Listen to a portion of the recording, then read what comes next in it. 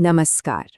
आज हम भारतीय इतिहास के एक ऐसे दौर को समझने जा रहे हैं जिसे गांधी युग के नाम से जाना जाता है।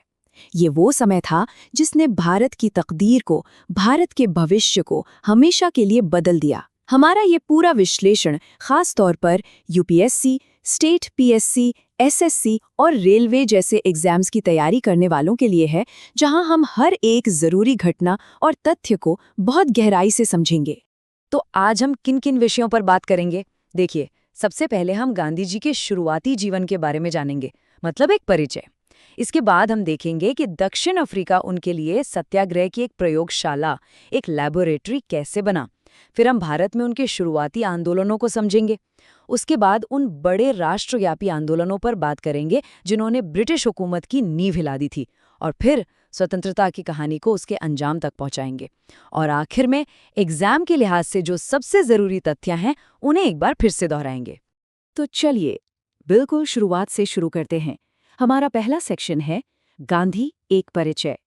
यहाँ हम ये जानने की कोशिश करेंगे कि मोहनदास नाम का एक साधारण सा लड़का किन अनुभवों से गुजरा जिन्होंने उसे महात्मा बनने की राह पर खड़ा कर दिया। चलिए, गांधी जी के बारे में कुछ सामान्य जानकारी पर नजर डालते हैं। उनका जन्म 2 अक्टूबर 1869 को गुजरात के पोरबंदर में हुआ था। उनकी मां का नाम पुतलीबाई और पिता का नाम करमचंद गांधी था, जो राजकोट के दीवान थे। उनकी पत्नी का नाम कस्तूरबा गांधी था और उनके 4 बेटे थे, हरिलाल, मणिलाल, रामदास और देवदास। उनकी शुरुआती पढ़ाई भावनगर के श्यामलदास कॉलेज में हुई और उसके बाद वो कानून की पढ़ाई के लिए इंग्लैंड चले गए। उनके राजनीतिक गुरु थे गोपाल कृष्ण गोखले। अच्छा, यहाँ एक एग्जाम ट्रैप है, इसे ध्यान में रखिएगा। गांधी जी के पिता करमचंद गांधी को काबा गांधी के नाम से भी जाना जाता था। अब बात करते हैं उस घटना की जिसने उनकी जिंदगी बदल दी, 1893 का वो टर्निंग पॉइंट। गांधी जी एक भारतीय व्यापारी दादा अब्दुल्ला का केस लड़ने के लिए दक्षिण अफ्रीका गए थे। जब वो ट्रेन से प्रिटोरिया जा रहे थे तो रंग भेद के कारण उन्हें पीटर मैरिट्सबर्ग स्टेशन पर ट्रेन से जबरदस्ती उतार दिया गया। ये सिर्फ उनका अपमान नहीं था, ये वो चिंगारी थी जिसने उनके अंदर अन्याय के खिलाफ लड़ने की आग को जला दिया। तो भारत में इतने बड़े आंदोलन करने से पहले गांधी जी ने इसकी तैयारी कहाँ की? इसका जवाब है दक्षिण अफ्रीका। हमारा दूसरा सेक्शन इसी पर है, सत्याग्रह की प्रयोगशाला। गांधी जी ने दक्षिण अफ्रीका में पूरे 21 साल बिताए और यही वो जगह थी जहां उन्होंने सत्याग्रह के विचार को न सिर्फ सोचा बल्कि उसे एक मजबूत हथियार के तौर पर इस्तेमाल करना भी सीखा। तो दक्षिण अफ्रीका में रहते हुए गांधी जी ने कौन-कौन से महत्वपूर्ण काम किए, आइए इस टेबल से समझते हैं। सबसे पहले साल 1894 में उन्होंने वहां रह रहे भारतीयों को एकजुट करने के लिए नटाल इंडियन कांग्रेस की स्थापना की। फिर अपने विचारों को लोगों तक पहुंचाने के लिए 1903 में इंडियन ओपिनियन नाम की पत्रिका शुरू की। 1904 में उन्होंने डरबन में फीनिक्स आश्रम बनाया, जो सामुदायिक जीवन का उनका पहला प्रयोग था। इसके बाद 1906 में उन्होंने पहली बार सत्याग्रह का इस्तेमाल किया और फिर 1910 में जोहान्सबर्ग में टॉल्स्टॉय फार्म की स्थापना की। ये सारे कदम उनके नेतृत्व को और उनकी सोच को दिखाते हैं। अब एक बहुत ही जरूरी बात पर ध्यान दीजिए। ये एक कॉमन मिस्टेक है जो अक्सर एग्जाम्स में हो जाती है। बहुत से लोग सोचते हैं कि गांधी जी का पहला सत्याग्रह भारत में हुआ था, लेकिन ऐसा नहीं है। आपको याद रखना है कि उनका पहला सत्याग्रह 1906 में दक्षिण अफ्रीका में हुआ था, भारत में नहीं। ये एक बहुत ज़रूरी फैक्ट है। दक्षिण अफ्रीका में सत्याग्रह का सफल प्रयोग करने के बाद अब वक्त था भारत लौटने का। तो हमारा तीसरा सेक्शन है भारत में पहले आंदोलन। ये वो समय है जब गांधी जी एक अनुभवी नेता के तौर पर भारत वापस आए और यहाँ के स्थानीय मुद्दों को उठाकर उन्होंने पूरे देश का ध्यान अपनी तरफ खींचा। चलिए इस टाइमलाइन को जरा समझते हैं। 9 जनवरी 1915 ये वो तारीख है जब गांधी जी हमेशा के लिए भारत वापस आ गए। इसी दिन की याद में आज हम प्रवासी भारतीय दिवस मनाते हैं। जब वो भारत आए तो उनके राजनैतिक गुरु गोपाल कृष्ण गोखले ने उन्हें एक बहुत ही अच्छी सलाह दी। उन्होंने कहा, 1 साल तक पूरे भारत का दौरा करो, अपनी आंखें और कान खुले रखो लेकिन अपना मुंह बंद रखो। 1915 में जब पहला विश्व युद्ध चल रहा था तो गांधी जी ने भारतीयों को ब्रिटिश सेना में शामिल होने के लिए प्रोत्साहित किया था। इसी वजह से अंग्रेजों ने खुश होकर उन्हें कैसरे हिंद की उपाधि दी। और हाँ, कुछ लोग मजाक में उन्हें भर्ती करने वाला सार्जेंट भी कहते थे। ये एक एग्जाम ट्रैप हो सकता है। भारत में उनका पहला सार्वजनिक भाषण बनारस हिंदू यूनिवर्सिटी के उद्घाटन समारोह में हुआ और फिर 1916 में उन्होंने अहमदाबाद में साबरमती आश्रम की स्थापना की। अब बात करते हैं भारत में गांधी जी के पहले बड़े आंदोलन की, चंपारण सत्याग्रह 1917। ये भारत की जमीन पर किया गया उनका पहला सत्याग्रह था। तो आखिर चंपारण में समस्या क्या थी? वहां तिनकठिया पद्धति नाम की एक व्यवस्था थी, जिसके तहत किसानों को अपनी जमीन के कुछ हिस्से पर जबरदस्ती नील की खेती करनी पड़ती थी। इससे किसान बर्बाद हो रहे थे। इस लड़ाई की शुरुआत की एक स्थानीय किसान नेता राजकुमार शुक्ल ने, जो बार बार गांधी जी से मिलकर उन्हें चंपारण आने के लिए मना रहे थे। गांधी जी की रणनीति बहुत अलग थी। उन्होंने कोई हिंसा या प्रदर्शन नहीं किया, बल्कि उन्होंने 8000 से ज्यादा किसानों के बयान दर्ज किए और एक मजबूत कानूनी केस तैयार किया। कहा जाता है कि इसी दौरान बत्तख मियां नाम के एक रसोइये ने उन्हें जहर देकर मारने की एक साजिश से बचाया था। इसका नतीजा क्या हुआ? गांधी जी की जीत हुई, और इसी शानदार जीत के बाद रविंद्रनाथ टैगोर ने उन्हें पहली बार महात्मा कहकर पुकारा। साल 1918 में 2 और महत्वपूर्ण आंदोलन हुए। चलिए दोनों को एक एक करके समझते हैं। पहला था अहमदाबाद मिल मजदूर आंदोलन। ये आंदोलन मिल मालिकों और मजदूरों के बीच प्लेग बोनस को लेकर था। यहाँ गांधी जी ने भारत में पहली बार अपने सबसे ताकतवर हथियार का इस्तेमाल किया, भूख हड़ताल। ये 3 दिन चली थी।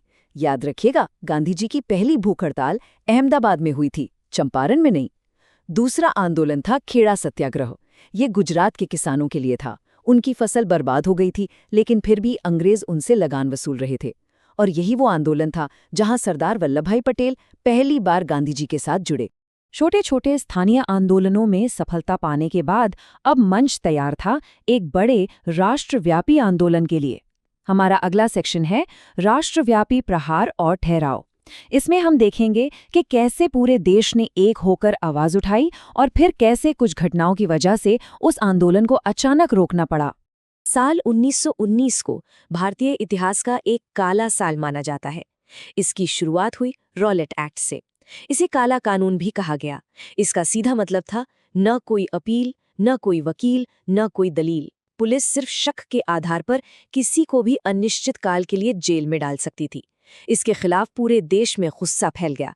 6 अप्रैल को राष्ट्रीय अपमान दिवस मनाया गया, लेकिन फिर आई वो भयानक तारीख 13 अप्रैल 1919, जब पंजाब के अमृतसर में जलियांवाला बाग में शांति से सभा कर रहे निहत्थे लोगों पर गोलियां बरसाई गईं। इस नरसंहार ने गांधी जी के मन में ब्रिटिश न्याय व्यवस्था के प्रति जो थोड़ा बहुत विश्वास था, उसे पूरी तरह खत्म कर दिया, और इसके विरोध में उन्होंने 1920 में कैसर-ए-हिंद की उपाधि लौटा दी। जलियांवाला बाग की घटना के बाद गांधी जी ने एक ऐसे आंदोलन की शुरुआत की जैसा भारत ने पहले कभी नहीं देखा था। असहयोग आंदोलन। उनका सबसे बड़ा कदम था खिलाफत आंदोलन को समर्थन देना, जिससे हिंदू और मुस्लिम एकता को एक मजबूत आधार मिला। 5 नवंबर 1920 को कांग्रेस के अधिवेशन में 1 साल में स्वराज का नारा दिया गया, और 1 अगस्त 1920 को भारत का पहला और सबसे बड़ा जन आंदोलन शुरू हो गया। और हाँ, एक बात याद रखिएगा, चरखा सिर्फ सूत काटने का एक साधन नहीं था। वो मैनचेस्टर और लैंकाशायर की मिलों में बने ब्रिटिश कपड़ों पर एक सीधी आर्थिक चोट थी। जब असहयोग आंदोलन पूरे जोश पर था, तभी एक घटना ने सब कुछ रोक दिया। वो थी चौरी चौरा की घटना। 5 फरवरी 1922 को उत्तर प्रदेश के गोरखपुर जिले में चौरी चौरा नाम की जगह पर गुस्साई भीड़ ने एक पुलिस थाने में आग लगा दी। इस घटना में 22 पुलिसकर्मी मारे गए। जैसे ही हिंसा की ये खबर गांधी जी तक पहुंची, वो बहुत दुखी हुए और उन्होंने तुरंत 12 फरवरी को आंदोलन वापस लेने का फैसला कर लिया। अच्छा, अब यहाँ एक बहुत ज़रूरी एग्जाम ट्रैप है। जिस समय ये घटना हुई, गांधी जी चौरी चौरा या गोरखपुर में नहीं थे, वो गुजरात के बारडोली में थे। उनके इस फैसले से कांग्रेस के कई नेता नाराज हुए और पार्टी को टूटने से बचाने के लिए गांधी जी 1924 में बेलगाम में कांग्रेस के अध्यक्ष बने। ये पहली और आखिरी बार था जब वो कांग्रेस के अध्यक्ष बने थे। कुछ साल की खामोशी के बाद देश में एक और बड़ा आंदोलन उठने वाला था, और इसकी शुरुआत हुई सिर्फ एक छोटे से नंबर से, 78। ये गांधी जी के 78 सबसे भरोसेमंद अनुयायी थे जिन्होंने एक ऐतिहासिक यात्रा की शुरुआत की। और ये 78 लोग कितनी लंबी यात्रा पर निकले थे? साबरमती आश्रम से दांडी के समुद्र तट तक कुल 388 किलोमीटर, और ये पूरी दूरी उन्होंने पैदल तय करने का फैसला किया। इस लंबे और कठिन यात्रा को पूरा करने में उन्हें पूरे 24 दिन लगे। ये सिर्फ एक पदयात्रा नहीं थी, ये ब्रिटिश साम्राज्य को एक सीधी लेकिन शांत चुनौती थी। तो ये था वो दूसरा बड़ा आंदोलन, दांडी मार्च, जिसने सविनय अवज्ञा आंदोलन की शुरुआत की। ये यात्रा 12 मार्च 1930 को शुरू हुई और 6 अप्रैल को दांडी पहुंचकर खत्म हुई। रणनीति बहुत सरल लेकिन असरदार थी। समुद्र के किनारे जाकर मुट्ठी भर नमक बनाना और ब्रिटिश नमक कानून को तोड़ना। अब जरा सोचिए, अगर अंग्रेज उन्हें गिरफ्तार करते तो लोग शांति से जेल चले जाते, और अगर वो गिरफ्तार नहीं करते तो उनका बनाया हुआ कानून अपने आप कमजोर पड़ जाता। अहिंसा का ऐसा अनूठा प्रदर्शन देखकर पूरी दुनिया हैरान थी। इसका असर इतना ज्यादा था कि मशहूर टाइम मैगजीन ने 1930 में गांधी जी को मैन ऑफ द ईयर घोषित किया। दांडी मार्च के बाद आंदोलन और बातचीत का दौर साथ साथ चला। आइए 3 जरूरी घटनाओं पर नजर डालते हैं। पहला, 5 मार्च 1931 को गांधी-इरविन समझौता हुआ। इसके तहत आंदोलन को रोका गया और गांधी जी लंदन में दूसरे गोलमेज सम्मेलन में हिस्सा लेने के लिए तैयार हुए। दूसरा, 24 सितंबर 1932 को पूना पैक्ट हुआ। ये समझौता गांधीजी और डॉक्टर बी.आर. अम्बेडकर के बीच यरवदा जेल में हुआ था। और तीसरा, 1932 में गांधीजी ने हरिजन सेवक संघ की स्थापना की, जिसके अध्यक्ष घनश्याम दास बिड़ला थे। यहाँ एक और एग्जाम ट्रैप है जिसे याद रखना है। 1934 में गांधीजी ने औपचारिक रूप से कांग्रेस पार्टी से इस्तीफा दे दिया था। और अब हम आ पहुंचे हैं स्वतंत्रता संग्राम के अंतिम और सबसे निर्णायक चरण में। हमारा 5वां सेक्शन है अंतिम प्रहार और स्वतंत्रता। ये वो दौर था जब आज़ादी की लड़ाई अपने अंजाम तक पहुंची। दूसरे विश्व युद्ध के दौरान अंग्रेजों को भारत के समर्थन की जरूरत पड़ी। इसके लिए उन्होंने 1942 में क्रिप्स मिशन भारत भेजा, लेकिन गांधीजी ने उनके प्रस्तावों को पूरी तरह से खारिज कर दिया और इसे एक यादगार नाम दिया, एक पोस्ट डेटेड चेक। मतलब एक ऐसी चेक जिसकी तारीख निकल चुकी है और जो एक डूबते हुए बैंक पर है। ये दिखाता है कि गांधीजी को अब अंग्रेजों के किसी भी वादे पर बिल्कुल भरोसा नहीं था। और फिर आया आज़ादी का अंतिम और सबसे बड़ा आंदोलन, भारत छोड़ो आंदोलन। इसकी शुरुआत 8 और 9 अगस्त 1942 को हुई। 8 अगस्त को गांधीजी ने बंबई के ग्वालियर टैंक मैदान से अपना प्रसिद्ध नारा दिया, करो या मरो। इसका मतलब था कि अब आज़ादी के लिए अपना सब कुछ दांव पर लगा दो। अगली ही सुबह 9 अगस्त को अंग्रेजों ने गांधीजी समेत सभी बड़े नेताओं को गिरफ्तार कर लिया। गांधीजी को पुणे के आगा खां पैलेस में नजरबंद रखा गया। इसी आंदोलन के दौरान ब्रिटेन के प्रधानमंत्री विंस्टन चर्चिल ने गांधीजी के लिए अपमानजनक शब्द अर्धनग्न फकीर का इस्तेमाल किया था। और आखिरकार वो दिन आया, 15 अगस्त 1947। देश आज़ाद हुआ। जब दिल्ली के लाल किले पर पहला तिरंगा फहराया जा रहा था और पूरा देश जश्न में डूबा था, तब राष्ट्रपिता महात्मा गांधी कहाँ थे? ये एक बहुत ही जरूरी एग्जाम ट्रैप है। गांधीजी उस दिन दिल्ली में नहीं थे। वो बंगाल के नोआखली के गांव में थे, जहां वो सांप्रदायिक दंगों की आग को बुझाने के लिए नंगे पैर घूम रहे थे। आज़ादी के कुछ ही महीनों बाद 30 जनवरी 1948 को दिल्ली के बिड़ला भवन में प्रार्थना सभा में जाते हुए नाथूराम गोडसे ने गोली मारकर उनकी हत्या कर दी। उस दिन जवाहरलाल नेहरू ने कहा था, हमारे जीवन से रोशनी चली गई है। उनकी समाधि आज दिल्ली के राजघाट पर स्थित है, जो हमें शांति का संदेश देती है। तो चलिए, अब तक हमने जो कुछ भी पढ़ा और समझा है उसे जल्दी से रिवाइज कर लेते हैं। ये हमारा आखिरी सेक्शन है जहां हम एग्जाम के लिहाज से कुछ सबसे जरूरी तथ्यों पर अपनी पकड़ मजबूत करेंगे। ये स्लाइड एक तरह से आपकी टॉपर्स चीट शीट है। चलिए देखते हैं। सबसे पहले उनकी आत्मकथा का नाम है सत्य के साथ मेरे प्रयोग। उनकी मुख्य पत्रिकाएं कौन-कौन सी थीं? इंडियन ओपिनियन, यंग इंडिया, नवजीवन और हरिजन। अब बात करते हैं उनको दी गई उपाधियों की। महात्मा की उपाधि रविंद्रनाथ टैगोर ने दी थी। राष्ट्रपिता उन्हें सबसे पहले सुभाष चंद्र बोस ने कहा था और अर्धनग्न फकीर विंस्टन चर्चिल ने कहा था। एक और रोचक तथ्य है कि उनकी एक प्रसिद्ध ब्रिटिश शिष्या थीं जिनका नाम मैडलिन स्लेट था, जिन्हें गांधीजी प्यार से मीराबेन कहते थे। चलिए अब इन 5 सबसे जरूरी पॉइंट्स को दिमाग में अच्छी तरह बैठा लेते हैं। पॉइंट नंबर 1, गांधीजी के राजनीतिक गुरु कौन थे? गोपाल कृष्ण गोखले। पॉइंट नंबर 2, उनका पहला सत्याग्रह कब और कहां हुआ? 1906 दक्षिण अफ्रीका में।